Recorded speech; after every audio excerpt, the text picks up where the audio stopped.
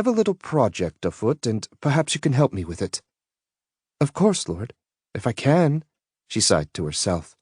It was never too healthy to become involved with the doings of the mighty. Looking at Patrius, she could see magic twist and shimmer around the old man, like heat waves rising from a hot iron stove. "Well, actually, it's not such a little project," he said confidingly. "A rather large one, in fact. Yes, quite large." He beamed at her. "Oh, but I'm sure you'll be able to handle it. You were always such an adept pupil." In fact, Moira had been so far from adept she had barely survived the months she had spent studying with the old wizard. She knew Patrius remembered that time perfectly, but if one of the mighty asks for aid, he or she cannot be gainsaid. "Lord," suggested Moira timidly, "might not one of your apprentices—" "What? My apprentices? Oh, no. They don't know, you see. They can't know yet. Besides," he added as an afterthought, "they're all male." "Yes, Lord," Moira said, as if that explained everything. The wizard straightened. "Now come along, child. The place is near and we haven't much time. And you must tell me how you have been getting along. It's been such an age since I saw you last. You never come to the capital, you know," he added in mild reproach. "For those of us who cannot walk the wizard's way, it is a long journey, Lord." "Ah, yes, you're right, of course," the old man chuckled. "But tell me, how do things go on in your village?" Moira warmed. Studying under Patrius had nearly killed her several times, but of all her teachers she liked him the best. His absent-minded, grandfatherly manner might be assumed, but no one who knew him doubted his kindness. She remembered sitting in the wizard's study on an afternoon, drinking mulled cider and talking of nothing that mattered while dust motes danced in the sunbeams. If Patrius was perhaps not the mightiest of the mighty, he was certainly the best, the nicest, and far and away the most human of that fraternity of powerful wizards. Walking with him, Moira felt warm and secure, as if she were out on a picnic with a favorite uncle instead of abroad on the fringe of the wildwood on one of the most dangerous days of the year.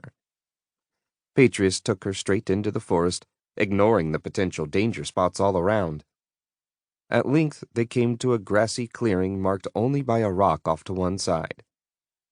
"Now, my child," he said, easing himself down on the stone and resting his staff beside him. "You're probably wondering what I'm up to, eh?" "Yes, Lord." Moira stood a respectful distance away. "Oh, come here, my girl." He motioned her over. Come, be comfortable." Moira smiled and sat on the grass at his feet, spreading her skirt around her. "To business, then. I intend to perform a great summoning, and I want your help." Moira gasped. She had never seen even a lesser summoning, the materializing of a person or object from elsewhere in the world. It was solely the province of the mighty, and so fraught with danger that they did it rarely. A great summoning brought something from beyond the world and was far riskier. Of all the mighty living, only Patrius, Balsimba, and perhaps one or two others had ever participated in a great summoning.